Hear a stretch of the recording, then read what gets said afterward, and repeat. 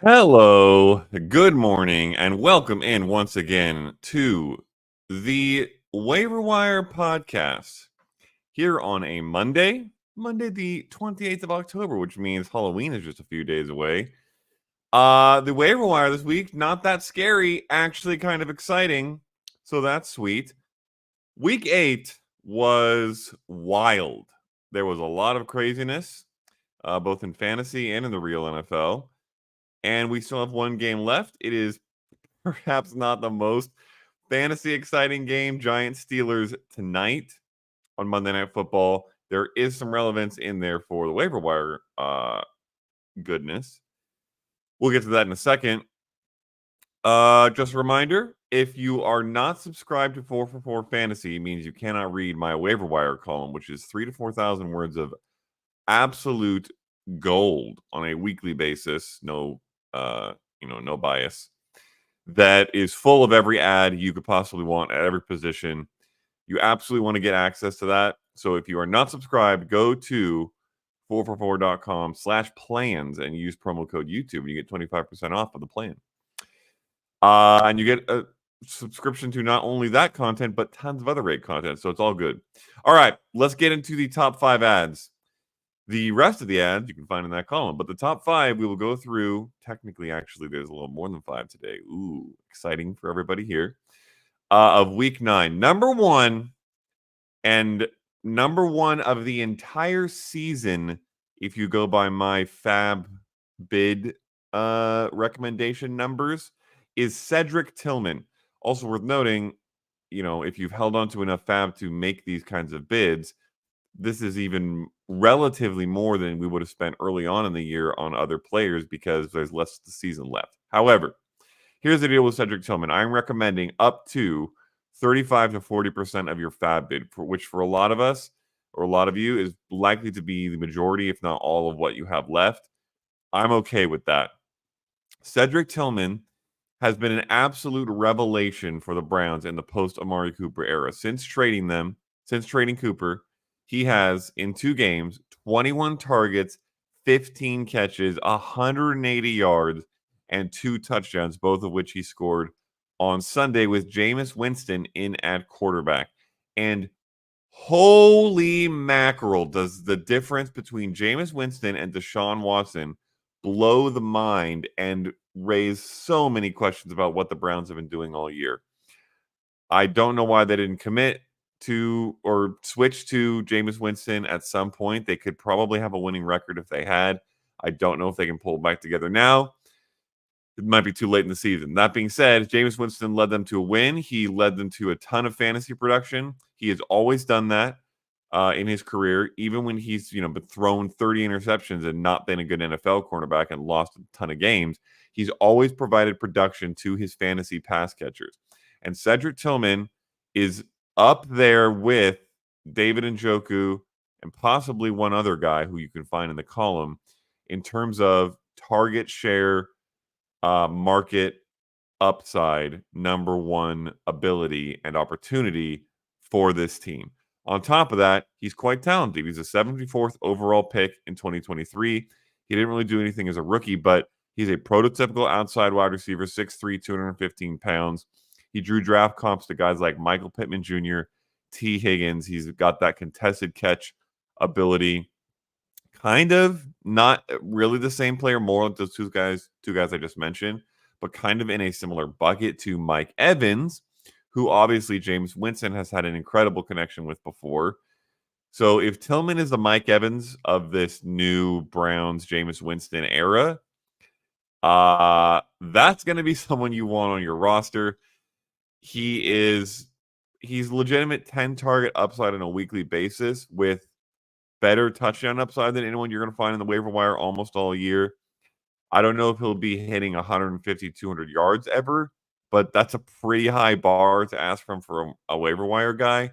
So if you were looking for 13 to 17 points on a near weekly basis, you're not going to have a better chance at that from a guy you're picking up on waivers, especially this late in the season, than I believe you will with Cedric Tillman. So Cedric Tillman is the number 1 waiver priority. He is the highest fab budget fab bid guy that I've written into the column all year or included in this podcast all year. To anyone asking in the chat, Cedric Tillman or someone else, it's Cedric Tillman. And on top of all that, he's only rostered in 18% of Yahoo leagues, so he's probably available in your league, chances are, which means you can get him. So be prepared to spend up, but be willing to do it. Number 2 is kind of a tentative throw-in here. He could end up higher than this. Very hard to do because I don't think he's going to pass Tillman unless something goes crazy.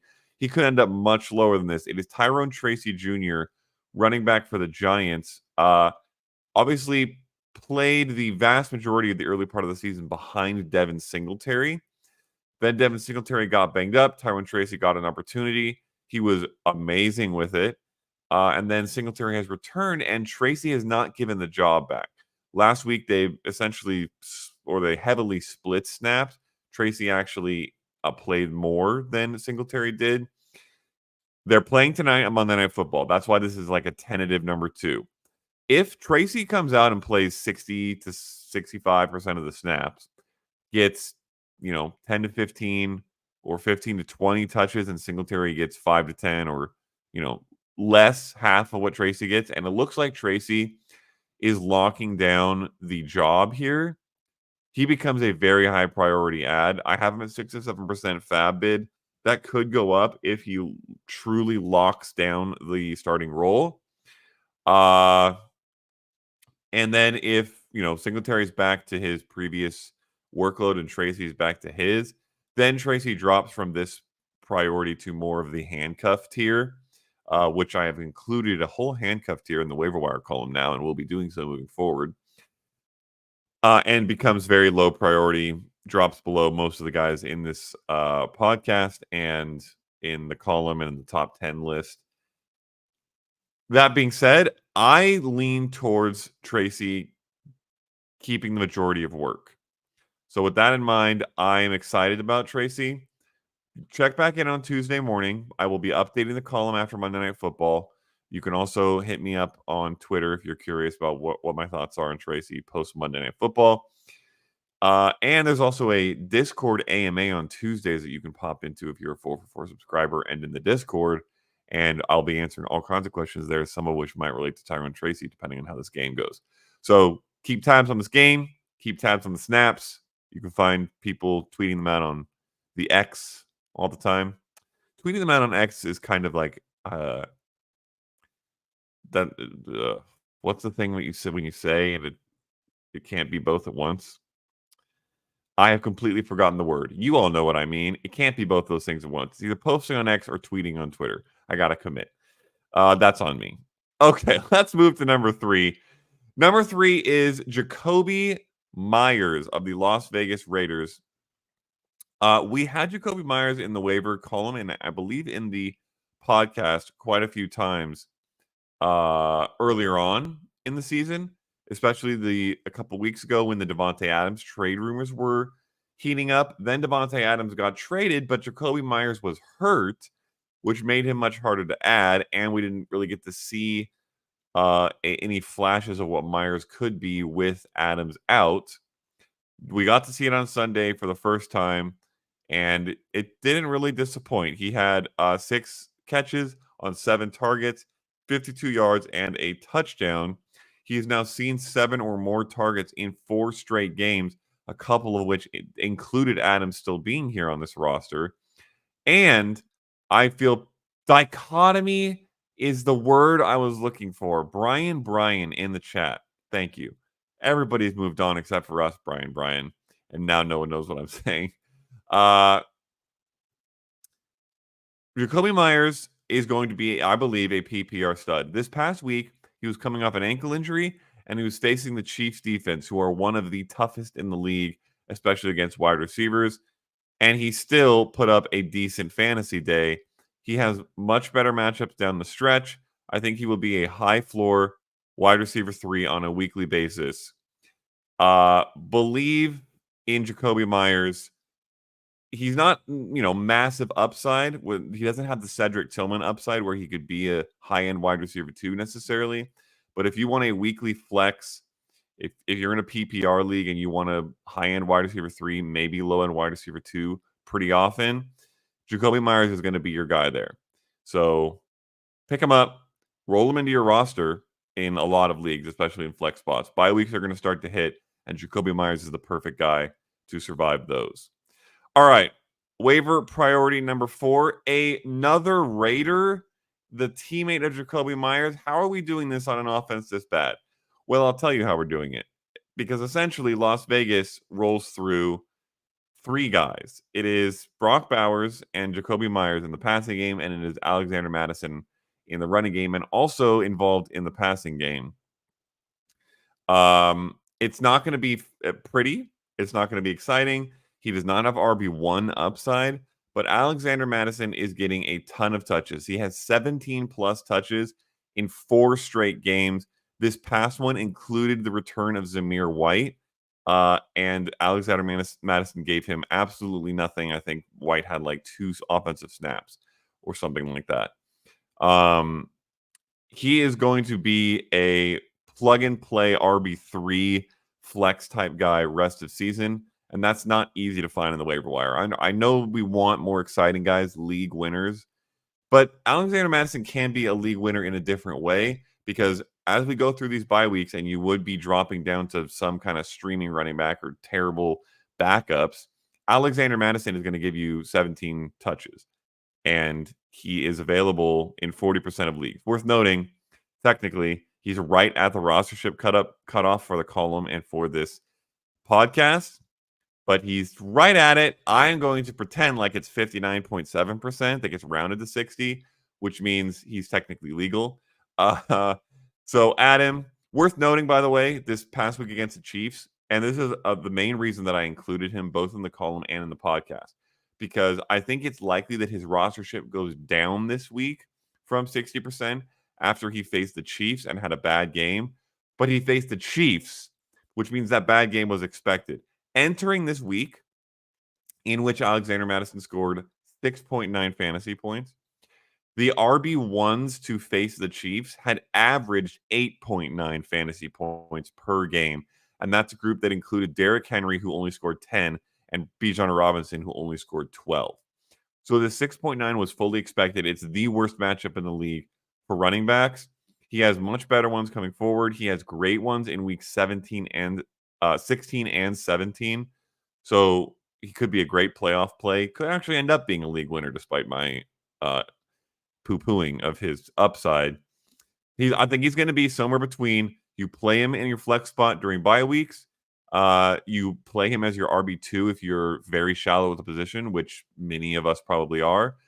And sometime down the stretch in good matchups, he could end up actually carrying you through some otherwise rough weeks. So add Alexander Mattison. I know it's not exciting, but he should be rostered in basically every league. Waiver priority number 5 would normally be the last one, but we have an extra because Tyrone Tracy kind of doesn't count since he's still playing tonight, is Ricky Pearsall, wide receiver for the San Francisco 49ers, rookie, first-round pick. Sunday Night Football was a little bit of a complicated evaluation for Ricky Pearsall. He only had 4 targets, which obviously we would rather see him get a few more than that, but it was in a game that Brock Purdy didn't have to throw that much, despite the fact that the Niners were losing for a bit of it. Then they seemed to kind of always be in control, and they ended up winning more comfortably, I feel like, than the score would indicate. Regardless, they didn't have to throw that much. He still got 4 targets. He caught all 4 of them for 38 yards, and he also broke off a huge 39-yard rush late in the game. Now, that makes things, again, more complicated because we can't expect that on a week-to-week basis. He's not going to suddenly score 3.9 extra fantasy points on one run in the fourth quarter. And if he hadn't done that, his fantasy day would have looked quite a bit worse. That being said, it is also encouraging that Kyle Shanahan is involving him in the run game. So, all things considered, this being his second game back from a gunshot wound that he suffered in the offseason of his rookie season, I'm pretty excited about Ricky Pearsall. He is still clearly behind George Kittle, and I think Deebo Samuel in the pecking order, though it's worth noting both of those guys are constantly dealing with injury. Juwan Jennings may be back as well. He was out with injury this past week. But all those things being said, Ricky Pearsall is a first-round pick that the 49ers just invested in. He is a very good fit for this offense, as we have seen in the limited opportunities he's gotten. They drafted him for a reason, and it's because he fits what Shanahan likes to do. He's a versatile player. Nobody likes versatility more than the 49ers, and Ricky Pearsall brings that. So, nowhere near the Cedric Tillman tier for me, and a very different player than Jacoby Myers in the sense that Myers is a high floor, not necessarily that much upside. Ricky Pearsall might not have the highest floor because in a given week, some of these other 49ers players could be much more valuable, and Pearsall could have 4 targets, not catch them all, not have that rush, and end up with an even worse fantasy day. Obviously, he hasn't scored yet either. But I like adding Ricky Pearsall for the upside, the late season upside. If Deebo Samuel does miss some time, let's say, and maybe George Kittle misses week 16 or week 17 because he tends to do that every now and then, all of a sudden you might have a Ricky Pearsall who's getting 9 targets and is a 20-point fantasy play. Really nice. So if you have a roster spot to stash a wide receiver 1C or something like that, make it Ricky Pearsall. I think he's valuable. Last name. We're going with a quarterback. It is Bo Nix of the Denver Broncos. Wild that we are here, not only on a rookie quarterback this late in the season, but on a Broncos rookie quarterback, and on it being Bo Nix, who I think most people saw as a kind of low upside rookie. He has been anything but that, as particularly shown this past week when he scored 29.8 fantasy points with 284 passing yards and 3 touchdowns, plus a rushing touchdown. And that's one of the biggest keys. Bo Nix is running the ball, running it well, scoring. He's been very effective as a rusher and overall has been honestly great for fantasy. I think he is a in good matchups stud. Took him a couple weeks to acclimate to the NFL, but after those first couple weeks, he has scored 19 plus fantasy points in 4 of his last 6 games. And the 2 games that he did not hit 19 plus were against the Jets and the Saints, who are both top 5 in adjusted fantasy points allowed to the position and are obviously very good defenses.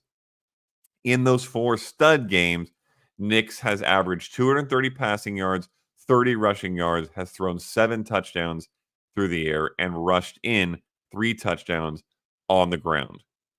He has been very good. He is legitimate QB1 in any decent matchup, unless he's playing like an elite top 5 defense. I think he is playable. This next week, he plays the Ravens, who are an incredibly juicy matchup. They might sound scary if you've watched the Ravens for 20 years, but they're not this year. They're actually a great matchup for quarterbacks. They just gave up 24 fantasy points to Jameis Winston. Bo Nix is a true QB1, certainly for this week. I think many weeks in the remainder of the season. And in a week like this against the Ravens, he might be like a legitimate stud elite play, like a top 5 quarterback play. We'll see if he ends up there in the rankings for me or John Paulson or anybody else. That might be a stretch. We'll see. But he has that kind of upside very easily. And honestly, it has shown that kind of floor as well. Again, 19 plus fantasy points in 4 games against not elite defenses. So add Bo Nix if you need help at quarterback, if you play in a 2 QB league, if you need a streamer, or if you want a combo stream with someone else. Bo Nix should absolutely be one of those guys. Only rostered in 25% of leagues, so he's probably out there. That is it for the top 5. One quick thing I will mention. For the love of all things holy, anybody here watching on YouTube or on X, if you play in a league with kickers and your kicker is not Austin Seibert, go pick up Austin Seibert. Also, I should say if you have Brandon Aubrey, you can keep Brandon Aubrey. But other than that, legitimately, I do not understand what is happening in fantasy football. I have had Austin Seibert in the waiver wire column for no less than 2 months now, and he has still not been added in even half of Yahoo leagues. My main hope is that everybody here on 4 for 4 is just not playing on Yahoo. You've all added him, and all the Yahoo suckers are stuck with somebody else. Since Seibert started kicking for the Commanders in week 2, he has 90 fantasy points. The next closest kicker in fantasy has 75. He is the best kicker in fantasy that's not named Brandon Aubrey, and he might honestly just be better than Brandon Aubrey at this point. Please, for the love of kickers, which I hold dearly in my heart, go pick up Austin Seibert and play him every single week. Okay, that's my kicker rant. Moving on. Top 5, just as a reminder, Cedric Tillman, huge play. Jacoby Myers, Alexander Madison, Ricky Pearsall, and Bo Nix. And then remember Tyrone Tracy, depending on what happens tonight on Monday Night Football. That is the top, technically 5 to 7. Once again, go to 4for4.com/plans and subscribe if you are not already, so you can read the whole waiver wire column in which I include dozens of other names, and you can get 25% off of that subscription by using promo code YouTube. Okay, let's get into the Q&A. If you have not dropped the question in chat, or if you've dropped one in and want to drop another one in, go for it now. We have plenty of time to get the questions. Should be able to get to all of them. Will do my best. Samuel Burks opens it up by asking, how does Brian Thomas Jr. look as far as when he will return injury-wise and also re-injury-wise? Well, I will start by saying this is a better question for 4 for 4 injury expert Edwin Muller. So go find him on Twitter because he is our guy on that stuff. In terms of where he's at, let me pull up the news because I have not heard anything in particular today yet. He had an MRI on his ribs to determine the status moving forward. This is per Ian Rappaport. The thing that I saw yesterday was that there was a chance he was going to miss some time. I think that is likely to be the case, maybe 1 or 2 weeks. Again, check with our injury expert on that. I am not him, and I don't pretend to be a doctor in these fantasy streets. That being said, I don't know what move you're making off of this, Samuel. You're not going to drop Brian Thomas. If someone wants to trade him at a discount, I would be happy to do that. I don't think he misses a ton of time. I don't think it's a huge re-injury risk either. I think it's mostly a pain management thing. But we'll see. Keep your ear to the ground on this as the news comes out. Again, it's Monday, very early Monday morning, so we don't necessarily have the full breakdown yet. I assume we will hear the results of that MRI at some point, and you'll have a much better answer. Stud, by the way, as long as he's healthy. Tyler Sperry says Tillman or Coleman. Well, I said early on, and I will say again, it is Tillman over everyone. Keon Coleman did make my column, I believe. Yes, I did. I have him at my wide receiver 5 in the priority. So I have the 3 guys I mentioned in this show, and also I actually have Elijah Moore over him. I should say I have them at the same fab bid, so it's really more like 4A and 4B between Elijah Moore and Keon Coleman. And I don't mind if you prefer Coleman there. It is kind of a Moore is the PPR play and the floor play, and Keon Coleman is the upside play. More valuable in scoring formats that don't reward PPR as much versus Elijah Moore. My main issue with Keon Coleman, and the reason that he's not much higher in my priority despite having a great game this past week, is that I don't trust him to be a consistent producer. I think that he will have big plays pretty often. I'm a little more excited about him after this past week than I was prior to that because he saw a very good amount of targets, especially in the red zone, which we know when Josh Allen is throwing the ball is a nice thing. So I like adding Keon Coleman. It's worth noting, by the way, Khalil Shakir had 9 catches on 10 targets for 107 yards in this game. So even though Keon Coleman was good, 5 for 70, and the touchdown, Shakir was more involved. Amari Cooper didn't do anything in this game, and he likely will. He was kind of just playing decoy, it seemed like. So, in other words, all that to say, Keon Coleman had a good game in a game that Khalil Shakir was also still better and that Amari Cooper didn't do anything. So I don't trust him to be the 1A, the 1B, or maybe he can be the 1C, but I think it's more likely he's like the 2A or B with Shakir and Cooper rotating into 1. It's just I don't think consistent enough. I don't feel like I can trust him yet. He is still addable and is still in my waiver wire column, but not compared to Cedric Tillman, who I believe is the wide receiver 1 on that team and has all the similar big play and touchdown upside of Keon Coleman, but with a much better target share. So it's not particularly close for me. Macintosh fam notes that they picked up Tillman for cheap 2 weeks ago after the Amari trade. Very well done. I did that as well in the Scott Fish Bowl and played him this past week in a stack with Jameis Winston, and I had an absolutely massive Scott Fish Bowl week, my best of the year. Huzzah. Humble brag.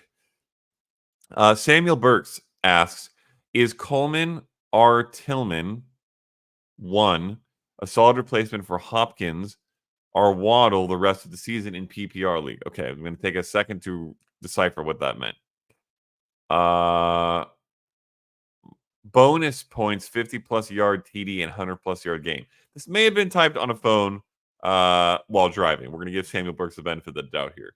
So I'm thinking that you are saying, Samuel, are Coleman and or Tillman a solid replacement for Hopkins and or Waddle the rest of the season in PPR with bonus points for 50-plus yard touchdowns and 100-plus yard games? Woo-wee. Okay, I am adding Tillman over Hopkins, but Hopkins in his first week with the Chiefs was actually interesting. He got 3 targets, caught 2 for 29 yards. That's not bad for a player's first game. And in what seems to be a running trend, I think he got one of the very first looks by Patrick Mahomes.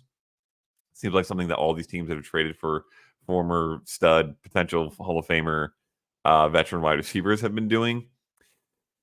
I don't think you're adding Coleman over either guy, and I don't think you're adding Tillman over Waddle, but you might be. Oh boy, let me look at the Dolphins game really quick. Jalen Waddle had 6 targets, caught 4 for 45, and that was against the Cardinals, who are a very juicy matchup. Wow. You know what? Screw it. I'm going to commit to my Cedric Tillman love. I am going to take Cedric Tillman over Jalen Waddle. It is worth noting before you go crazy. Cedric Tillman has a very tough schedule rest of the season. A lot of red matchups. Jalen Waddles is very middle of the road rest of the season. I just pulled it up. Almost all in the teens with a couple reds and 1 green game against the Browns, amusingly enough. Which for Cedric Tillman is the worst matchup possible because the Dolphins are incredible against wide receivers. So that is a wrinkle that's worth considering. Tillman is a bigger risk than Waddle, probably. In other words, he could just actually end up not doing anything, whereas Waddle is too good and too good of an offense that has too much history for him to do nothing the rest of the season. That being said, I don't think Tillman will do nothing. I think he will be similar to Waddle most of the time and probably better than him more of the time, is my somewhat maybe optimistic approach on that. So I'm not adding Keon Coleman against either guy. I don't think you could add him over DeAndre Hopkins, but I don't believe that I am. Tillman, I will add over Waddle, which means I'm adding him over Hopkins. But I think a lot of waiver wire analysts and fantasy people will not tell you to do that. They will tell you to ride with Waddle over Tillman. So just keep that in mind. This is a risky sort of borderline move that I'm suggesting here. But hey, I like it. Ringside Rips points out Cedric Tillman has a horrible remaining schedule, then said he's a flavor of the week. I agree with your first note. I disagree with your second note. He's not a flavor of the week. He is too talented, too involved, and has shown too much in the post-Amari Cooper era for me to believe he's a flavor of the week. He might not be scoring 20 fantasy points every week or scoring 2 touchdowns every week, but he is going to be viable frequently. Anthony B says, should I get Coleman or Shakir since Diggs is out now?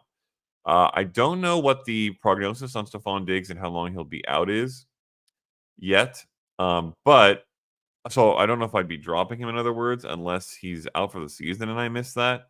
Let me pull it up real quick, just so I'm aware. Uh, okay. The first thing I saw was the words "disturbing update." Oh, bum, bum, bum, bum. Why do these articles insist on taking forever to get to the point? Ian Rappaport delivered a concerning update suggesting that Diggs' knee injury doesn't look promising. Not very much specificity there. Okay. So we don't know yet. Uh, we maybe we'll know before waivers run, and if he's going to be out, then you can drop him. I mean, like out for the rest of the season, then you can drop him for one of these guys. If not, I do like Coleman and Shakir. So I mean, Coleman is in the waiver wire column and should be added. Khalil Shakir is not in the waiver wire column because he's rostered too much to be in the waiver wire column, but he is an absolute definite add, regardless of Diggs' status, as long as you have somebody to drop. Again, you're not dropping Diggs unless he's going to be out for the season for these guys. Jermaine Robinson says, lineup strategy question. I have a half PPR league where the positions are 1 QB, 2 running back, 2 wide receiver, 2 flex. The past 4 weeks, I've taken L's and I've noticed starting 4 stud running backs isn't the best. Continued message with arrow emoji. The 4th flex RB seems to always crap the bed, and that has been the determining factor to win/losses. Do you recommend more wide receivers in your lineup? So it's a little tough to answer this question, Jermaine, without looking at your actual roster because ultimately it's more about who that player is and how many points they're going to score than it is about the position. Like if your 4th running back is James Conner and the wide receiver you would put there instead is, I don't know, Christian Kirk, although I think he's out for the year. So it's not, if it's Christian Kirk, you should be dropping him. Then you're starting the running back. So it's hard for me to say blanket, oh, wide receivers are just going to be better for you than running backs. It depends on your roster. Having said that, if you do want a blanket statement, in any form of PPR and even in most non-half or non-PPR formats, 4 running backs deep on most teams is not going to be very good. 4 wide receivers deep is usually going to be a little bit better. And it's a little bit easier to find guys on the waiver wire, in particular at the wide receiver position, who will put up, low teens fantasy production that will be better than an RB4. You're not going to find a sudden RB1 as often at the wide receiver position because of the nature of handcuffs and running backs getting injured, meaning there's suddenly a brand new starter who gets everything. That doesn't happen as often at wide receiver. But you can get these flex type guys more often on the waiver wire. So I'd look at the guys that I named in this podcast. I'd look at the guys I named in the waiver wire column, and I'd look at similar guys on your roster if you have them and play those guys over most RB4s. Again, it matters who that is. I'd be curious if you can tell me. Okay, I just found a message from you for context. Let's read this and see if it helps. For context, I've been starting HN, K9, Kamara, and Mason. I've been watching Brian Thomas Jr. on my bench tear it up. The 2 wide receivers I've been starting have been Hill and Diggs. Okay, so see, this is what I'm talking about. Jordan Mason got hurt and has been hurt. So if he's been your RB4 and he's hurt you with these weeks where he's played some but not all because of the shoulder injury, that's not really like you can't really use that as a metric for this because it's due to injury. Kamara has been pretty solid, so I don't think you're sad about him. Having said that, Brian Thomas Jr. should be an every week start. I'd be starting him over Stephon Diggs most weeks, and you should have been starting him over Tyreek Hill when Tua was out. Having said that, now that Tua is back, you're starting Tyreek Hill. Diggs being injured means you're probably starting Brian Thomas Jr. regardless. So I'd be curious who your next wide receiver is. Also, Jordan Mason is banged up. He might be missing some time, and then Christian McCaffrey's coming back. So you're going to maybe need to make a pivot at the running back position anyways. A lot going on here, Jermaine.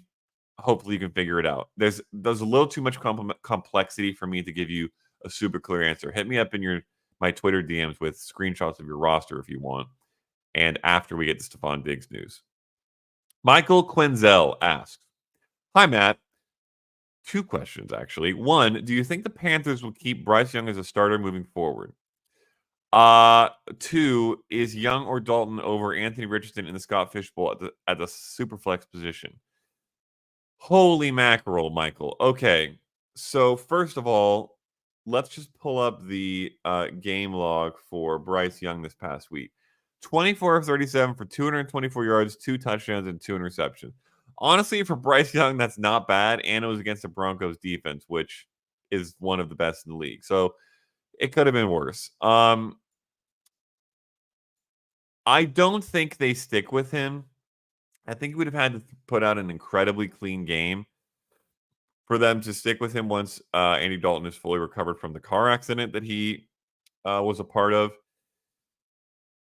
So but honestly, that is very much gut feel, lick thumb, stick in air. It's hard to know. I don't know if even the Panthers probably know. I imagine they don't. So I would lean to the going back to Dalton, but it's very up in the air. As for whether either is better than Anthony Richardson, good gracious. I'm gonna say no. I have not looked at Anthony Richardson's scoring in the Scott Fish Bowl, but I don't think I believe, if I remember correctly, that it doesn't penalize interceptions as much. It rewards rushing first downs, and passing yards don't matter as much. So all of those things are kind of good for Anthony Richardson. I think he might be better in the Scott Fish Bowl than he is in normal fantasy. If there's anybody else you can find, I would try to find them, because it's rough out in those streets. Also, to broaden this out from the Scott Fish Bowl to everybody else listening, if you are relying on Anthony Richardson, stop. Figure out another option, because he is so bad. He is absolute garbage. He's not getting enough rushing production to make up for his atrocious passing. The one or two big plays he gets in the passing game every week are not enough to support what has been one of the worst seasons, and honestly starts to careers, of anybody at this high of draft capital in recent memory. He is horrible. His completion percentage has been consistently sub 50%. I sent out a tweet last week that compared him to Tim Tebow, and Tim Tebow was better in pretty much every stat through the first like 8 games of their career, 9 games of their career. I believe after 10 games, it might have gotten worse, because Anthony Richardson has been terrible. Find a way to move on from him. Uh, yeah. Macintosh fam asks, what's going on with the Bears offense, namely DJ Moore? He had a great start after the bye. A few things, Macintosh fam. One, and I said this very, very often in the offseason when we were all trying to project what to do with Caleb Williams and the receivers in this offensive core. Caleb Williams is a rookie. I never believed that he would have an amazing season where he could support 3 guys and a tight end. We're seeing that. He has had flash weeks, and he is a good quarterback, I believe, and he will have more flash weeks probably. But he is not going to be consistently throwing 300 yards and 3 touchdowns. And when he's not doing that, it's hard to support DJ Moore, Keenan Allen, Roma Dunze, Cole Kmet, a running back. It's not going to be consistent. It's not going to be pretty. DJ Moore should be the guy who is most consistently good. So I'm not saying, he's suddenly a sit or you should drop him or anything like that. But Caleb Williams is going to have down weeks. This whole offense is going to have down weeks, and it's going to happen somewhat often. And if you're starting DJ Moore, on a week-to-week basis, you're just going to have to live with that. And realistically, you kind of do have to start DJ Moore on a week-to-week basis, because he's kind of too good not to. Really quick, I'm going to pull up his rest of season schedule just so we can see what their matchups look like for the receiving game. Okay, good news. It looks pretty good. Week 10 against the Patriots, middle of the road-ish. Week 11 against the Packers, middle of the road-ish. Then they get the Vikings, who are 30th in adjusted fantasy points allowed to wide receivers. The Lions, who are 29th. The Niners in week 14 is not good, but then the Vikings again and the Lions again. So they face the Lions and the Vikings twice each in a span of 5 weeks. And then Seahawks in week 17 is a pretty good matchup as well. So I think that they could get it, be the better version of Caleb and the Bears passing attack over most of the rest of the weeks here. So continue starting DJ Moore and hope for, those better games for the Bears. Macintosh fam says, is Jameis an ad? How much fab should we go with? Yes, he is an ad. I have him in the waiver wire column at hold 1 to 2% fab bid. Very, very low. Why, you ask? Because they are on bye in week 10. So I don't think anybody's going to rush to the waiver wire to add Jameis Winston. I think you can get him on the cheap. He might even be the type of guy you can add someone else, not put in a bid, and then come get him after waivers run for nothing. That being said, he looked great. He was very good in the game against the Ravens. He threw for 334 yards and 3 touchdowns. It is worth noting a big chunk of those yards, like 30 of them, and a touchdown, and a negative interception, aka an interception should have replaced those like 5-6 extra fantasy points, all came off the board or would have come off the board if Kyle Hamilton didn't drop a interception that was thrown right into his breadbasket by Jameis Winston at the end of the game. So this could have been like a 7 fantasy point swing if that had happened. That being said, even then, Winston would have had an okay like QB1 week. So he's a good ad. They have bad matchups on the horizon. Weeks 11 through 14 are all red for him, and he's on bye this week. So that's why he's so low in the priority, not in the top 5 in the podcast, and I believe a low fab ad. Michael Quinzel says, how much fab percent should I be putting in for Parker Washington? This is a really interesting one. It depends very much on the Brian Thomas Jr. news. I don't even have Parker Washington in the column yet because I don't know what's happening with Brian Thomas. And if he's there and Evan Ingram is still there, then I don't think Parker Washington is really that worth adding. Obviously, Christian Kirk did get hurt, will be out for the year. If Brian Thomas is also going to miss significant time and Parker Washington is suddenly the wide receiver 1 alongside Evan Ingram, who would be the main beneficiary, by the way, then he becomes a fab bid type player. Just a couple bucks, like 2 to 3% probably for me. Because again, I don't think he's going to be super reliable, even, supposing Brian Thomas misses some time. And then once Brian Thomas is back, I think he goes to being almost nothing. Parker does. So you can pick him up for a couple bucks, but I wouldn't go crazy. Keep an eye on the Brian Thomas Jr. news. If we hear Brian Thomas Jr. is going to be out for the year all of a sudden, which is very, very unlikely, I don't think that's going to happen, then Parker Washington might be a legit ad. Yeah, it's low priority for me, but an intriguing guy and a name to watch. Macintosh fan, by the way, in the chat right after that says, although in a different medium because Michael is on Twitter and Macintosh fan's on YouTube, which is why they're not seeing each other's comments. Brian Thomas Jr. may not be back till after week 12 bye. Who'd be his fill-in? Yeah, if that happens, if it's out for a few weeks, then that's when Parker Washington becomes more interesting. I'm hoping that's not the case. Again, keep your ear out for the MRI results. We'll see what happens. Bragencast asks, what do I do with Caleb Williams? Unfortunately, my bench QB is Drake May, and he scored more points than Williams with half a game. Haha. Planning to place a waiver claim on Nix. I would start Drake May and Bo Nix over Caleb Williams unless they are in really tough matchups. So I would honestly be okay dropping Caleb Williams if this is what you should do. Go to 4for4.com. Go to their player pages. You can search 4for4 Drake May and 4for4 Caleb Williams and 4for4 Bo Nix, and the link will come up. Pull up their player page. On that player page, there is a schedule at the bottom that shows the adjusted fantasy points allowed for every remaining matchup. It shows whether they're red or green, white if they're in the middle, and it shows the ranking. Put them all up next to each other and find the duo that streams best. This is something that I really like to do across the board. Anybody else who's streaming quarterbacks, try to do this. Put them up against each other and find out what the best streaming combo is. Because I'll say it this way. I like Drake May and Bo Nix better than Caleb Williams in an even matchup. But if every time that Drake May has a bad matchup, Bo Nix also has a bad matchup, but Caleb Williams has a good matchup, then I'd rather have Drake May and Caleb Williams because I'll just stream between the two. So go check that out, compare them, and find the combo that works best. All these guys are streamable in good matchups. And if they don't line up well and everybody's kind of mixed, then I like Drake May best. If healthy, he's suffered a concussion, could miss next week, so that's something to keep an eye on.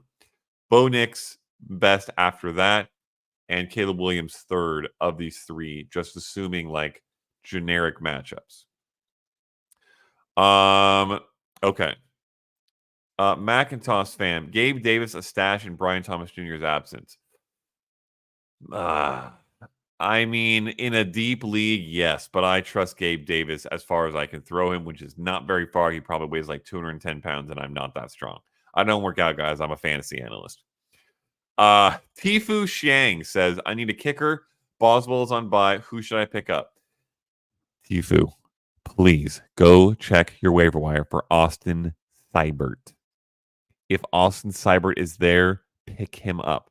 If he's not there, I need to see who is there and what the matchups are like this next week to give you any idea there. So hit me up on Twitter with what your waiver wire looks like. And I'll help you out. It's really hard to know without being able to see who's available. Macintosh fam asks, should I drop Butker for Seibert? Yes. Okay, see, this is my concern, everybody, that it's not just the Yahoo people, it is also people here. It does not matter who your kicker is unless maybe their name is Brandon Aubrey. Even then, I would consider, yes, drop your kicker and pick up Austin Seibert. He is better than whoever you have, period. Boston Rebels says, happy Monday, I'm 7-1, just traded Devontae for Nico Collins. Well, I sure hope Nico Collins comes back soon. If he does, that could be a great trade. Caleb Davis says, I was down 33 points going to last night's game, and now going into Monday Night Football, I'm up 6 because of a CD masterpiece. Boy, do I feel that. I got smashed by a couple teams that had CD Lamb, and am losing now because of him. I got the Steelers kicker, and my opponent has their defense. Y'all think I pull out a win? Yes, you are up 6, and you have a more likely chance to score more points. So yes, you win. Augusto Kashishian says, my RBs are Hall, Kamara, Chase Brown, Dobbins, Hunt, and Chubb. My wide receivers are London, Neighbors, Ridley, Deontay Johnson, Jennings, and my tight end is Bowers. I'm going for Barkley. He wants a wide receiver and running back. He is 1-7. Okay, so this is a trade question.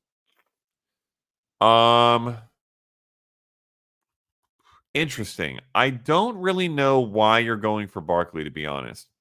Hall, Kamara, Dobbins, Hunt, Chubb with Chase Brown is a very strong running back core. Admittedly, Barkley is better than all of them, but you then have Drake London, Malik Neighbors, and then Calvin Ridley, Deontay Johnson, Jawan Jennings. I think you are hurting more wide receiver than you are a running back. I would probably be more interested in maybe trading Calvin Ridley off his big game because I don't really believe that's going to stay that way moving forward.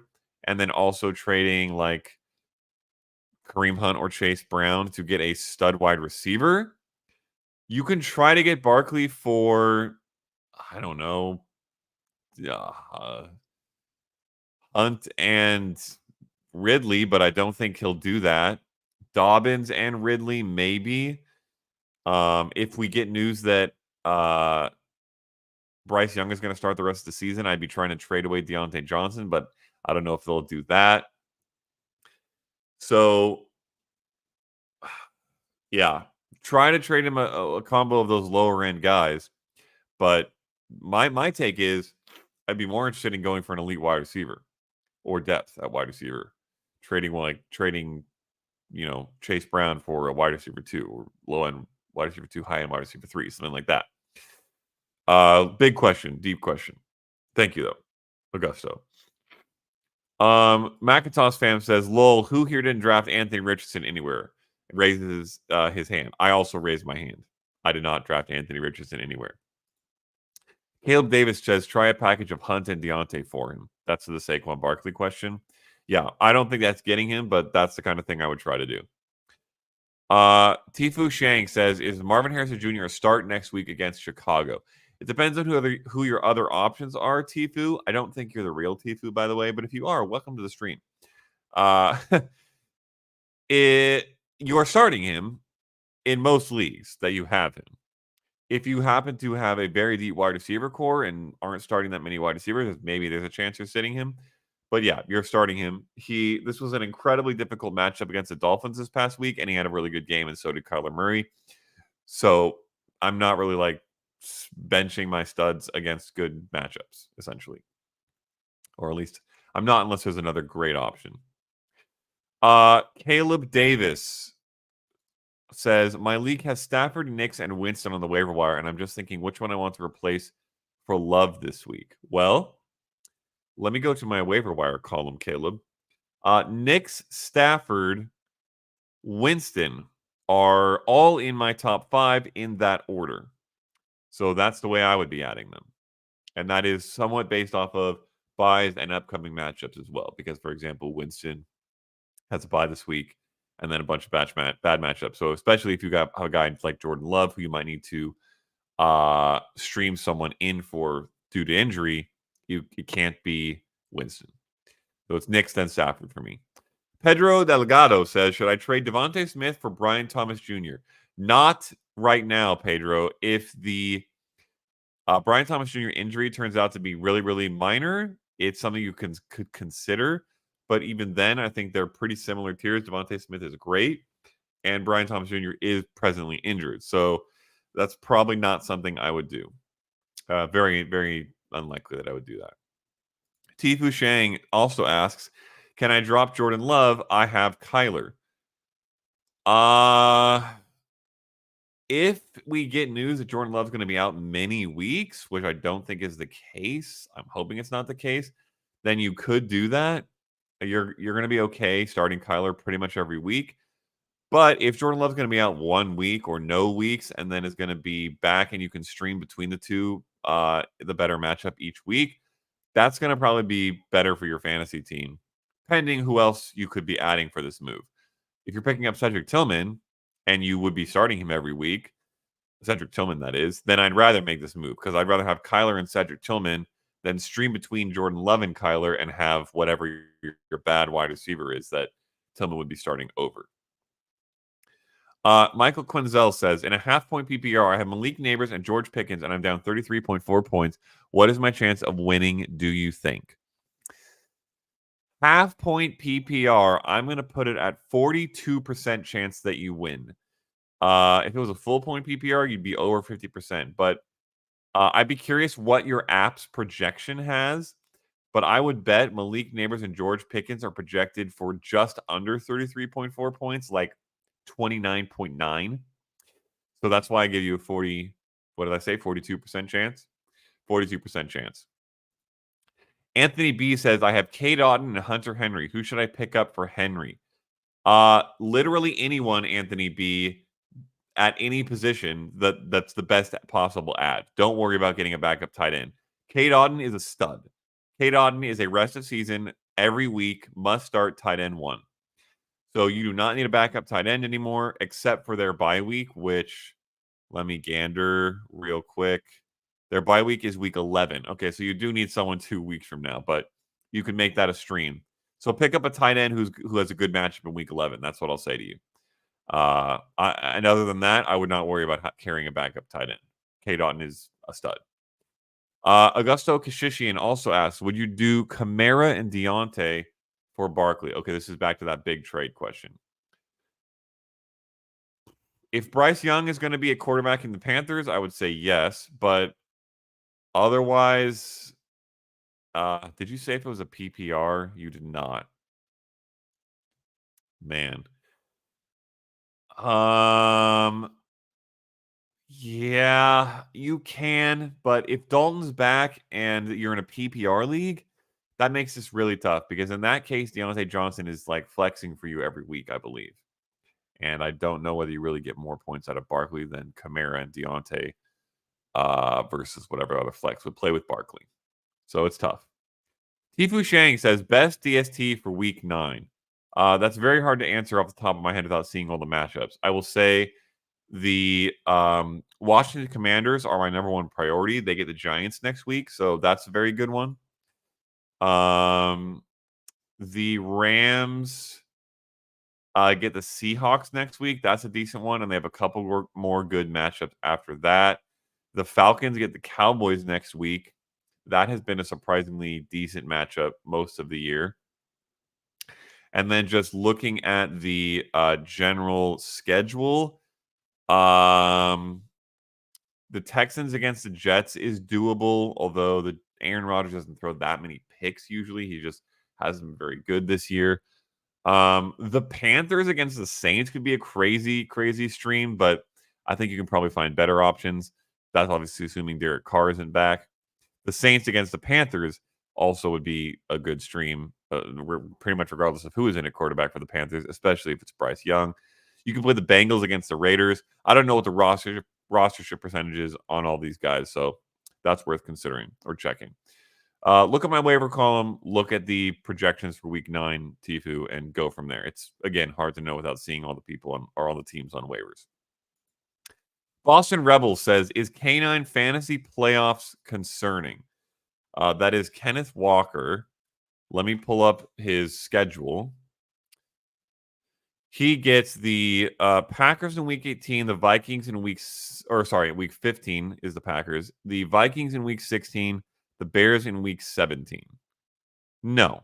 The Vikings are a very tough matchup, but it doesn't really matter. It's Kenneth Walker. And the rest of the matchups down his stretch are very, middling, pretty much. So, no, I'm not concerned. Michael Quinzel says 35% in Yahoo, so thank you, lol. I'm not sure. Oh, maybe that's that's the chance of winning. Okay, so I give you a better chance than Yahoo. Let's go. Macintosh fan says, if Pacheco's expected back soon, who could we trade Kareem Hunt for? Well, that really depends on the way that the Pacheco news breaks and how much attention your league mates are paying. Because, if Ian Rappaport or Adam Schefter comes out and says, Isaiah Pacheco expected to be back next week and getting a full workload, and you try to trade Kareem Hunt to someone, no one's going to take him if they also saw that news. So if you're going off of, I'm hoping that Pacheco's going to be back soon, so I'm going to trade Kareem Hunt at his high value, then you could do something like that. And it would probably be doing something like trading for a wide receiver 3, maybe trying to trade for Cedric Tillman if someone picked him up already. I honestly would consider doing that. Yeah, you could try to trade him for someone like George Pickens, but I don't think that's going to happen. This really is very dependent on how smart your league mates are. If they know Pacheco's coming back, they're not going to trade you anything good for Kareem Hunt. And if they believe Pacheco's not coming back and it's because they're smart, then you should also not believe that, in which case you shouldn't be trading away Kareem Hunt. The only way this really works out is if you find out Pacheco's coming back and they don't. Taylor Parrish asks, we still have a few questions left, and we're already almost to an hour. I will try to be quick here. Non-PPR, Monty and Chuba. That's David Montgomery and Chuba Hubbard for Breece Hall. Chuba Hubbard about to probably lose his job with Jonathan Brooks coming back. David Montgomery, always good. I would say, wow, and non-PPR makes Montgomery even better versus Breece Hall as well. Having said that, unless you are desperate to start Chuba for the last 1 or 2 weeks that he is the guy before Jonathan Brooks returns, I would say yes. I would make this trade. I like Breece Hall better rest of the season than David Montgomery, and Chuba's kind of a throwaway at this point. Trigga Trey says, which one do I trade away out of the 3? Amari Cooper, DJ Moore, and Jaden Reed. As I always say to questions like this, Trigga, it really depends on who gets the most value. Most likely the guy to get the most value here is Jaden Reed, but I also think he will be best rest of season. I think the guy who gets the most value relative to how good he will be rest of season is probably Amari Cooper. If someone in your league is willing to buy him off of the, oh my goodness, that guy's wide receiver 1 for Josh Allen, and not what he did last week on Sunday, which was nothing. So, Yeah, all these guys you can try to trade for decent value, but the value is really what matters for each of them to which is the best trade. So it depends on your league mates and what they're willing to offer you back. Like if you gave me each of these guys and who your league mates are willing to trade for them, then I could tell you what the best trade is. But it's pretty much impossible to tell you from just these three. Pinoy Penn says Demario Douglas or Jalen Tolbert rest of season. Demario Douglas for me. Though we need a healthy Drake May to feel good about that. Michael Quinzel says, do you think I should wait a week to start Jonathan Brooks and see how he's implemented into the Panthers backfield? Almost certainly yes, Michael. Depending on who your other running backs are, like if you have Chuba Hubbard, I don't feel great about starting Chuba Hubbard over Jonathan Brooks in Jonathan Brooks' first week back.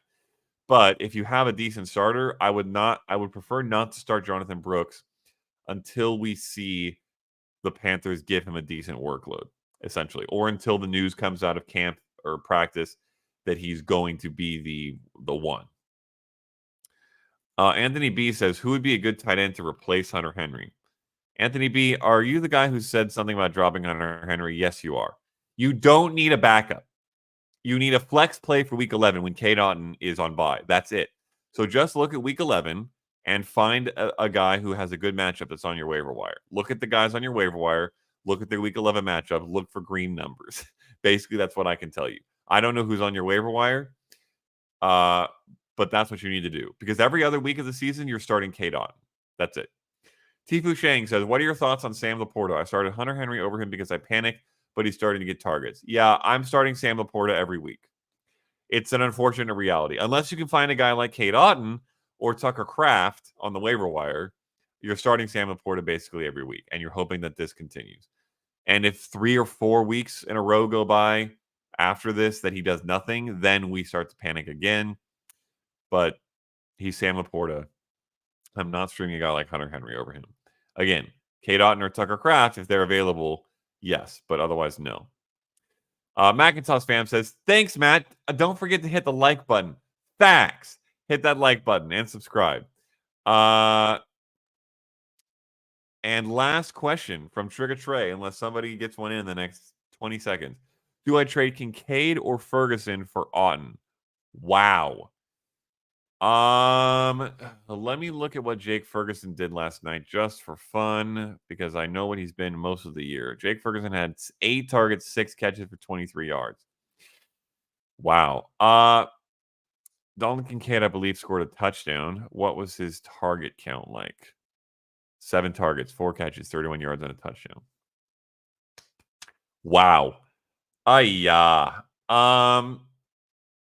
Yes. I am going to trade Jake Ferguson for Cade Otton.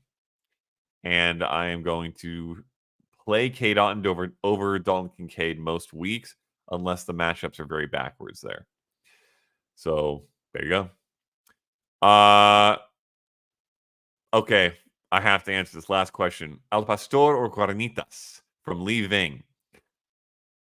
Give me the Pastor. I'm not a big Carnitas guy. It's actually probably one of my least favorite meats. However, let me cut you all in on a tip here. Lengua. If you can find a taco place that has lengua, which is literally cow tongue, don't look in the back where they're cutting the cow tongue because it's kind of gross. Lengua is the best meat. Oh my gosh, it is so delicious, so tender. Okay, a couple more questions came in. I gotta hit these. Anthony B says Coleman or Shakir rest of the season for Diggs since he is out. It's Shakir for as long as Diggs is out. But are you saying that Diggs is out for the year? Because I have not seen that. I still don't see that. If Tavon Diggs is out for the rest of the year and I'm missing it, somebody tell me. And yeah, then we got to make moves. But it's Shakir over Coleman. So that's what I'll tell you for there. Jermaine Robinson says Brian Thomas Jr. out 2 to 4 weeks, by the way. News just dropped. Thank you for that update, Jermaine. So, yeah, that means Parker Washington's a short-term ad, probably. I don't really like Gabe Davis, and you're holding on to Brian Thomas Jr. That's all I can say there. Oh, man, another good question coming into the chat. I got to keep answering these. What can I say? Daniel Quintana asks, hi, is Hunt plus Njoku trade for Aaron Jones any good? As long as you have another good tight end, yes. I would make that trade. You need to have another good tight end to do it because David Njoku is going to be one of the better tight ends rest of season. He, like Kate Otten, is just legitimate tight end one rest of season. All right. We're cutting it there. We're 5 minutes over. That is the show. That is the pod. Thank you for all the questions, everybody. That was a ton of good ones. Good luck in your waiver wire bids. Good luck in your Monday Night Football matchups if there are any left. And I will see you tomorrow on the Tuesday AMA if you're in the Discord, and I will see you on Friday for the podcast, Most Accurate Podcast with John Paulson, if not. Adios.